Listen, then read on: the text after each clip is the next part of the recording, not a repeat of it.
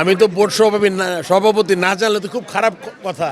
আমার তো জানা খুবই জরুরি যা হচ্ছে বোর্ডের সাথে।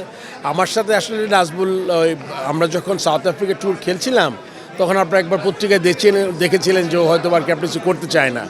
সো ওই ব্যাপারটা তারও আগে বলেছে, ও গণমাধ্যমে বলেছে সে টি-20 বেশি ইন্টারেস্টেড না। সো টি-20 ব্যাপারটা মোটামুটি কনফার্ম ছিল, বা টেস্ট ওয়ানডে তো বলেছিল করবে না। তো আমি কথা বলার পর আসলে ও ডিসাইড করেছে করবে। কেননা আপনি হয় কি সবচেয়ে সহজ সমাধান, আমি যদি বলি আমি এটা করবো না, বাদ দিয়ে দেয়া। সো ওইটা না দিলে এক্স্যাক্টলি কেন করতে চায় না ওটা বের করে আমার মনে হয়, আমি মনে করি Nazmul is a good player and a good captain's material. আমার মনে হয় ওকে আমরা অ্যাটলিস্ট এই দুইটা ফর্মেটে যদি পাই, এখন হচ্ছে ক্যাপ্টেন ইনজুরির জন্য খেলতে পারেনি।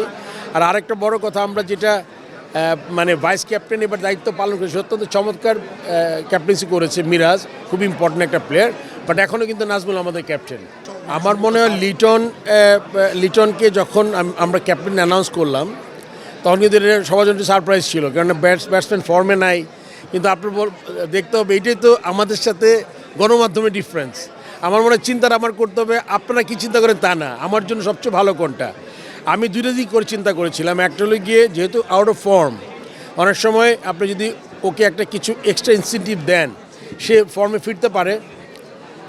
যদিও সে ফর্মে ফিরে নেয়, কিন্তু এটা কিন্তু তার ক্যাপ্টেন্সিতে কোনো এফেক্ট করে নাই। আপনারা জানেন 3-0 সিরিজ জিতেছি।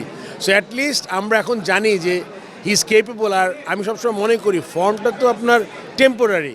একটা ব্যাটসম্যান আরও ফর্ম, যে আপনার বিরাট কোহলিতে 1 রানও করতে পারে না অস্ট্রেলিয়াতে, বাট আপনি কি ওর কৃতিত্ব তো কেড়ে নিতে পারবেন না। সো আমাদের একটু কনসিস্টেন্সির অভাব, বাট আই থিঙ্ক ক্যাপ্টেন হিসাবে মোটামুটি 90 ভাগ নাম্বার পেয়েছে ও।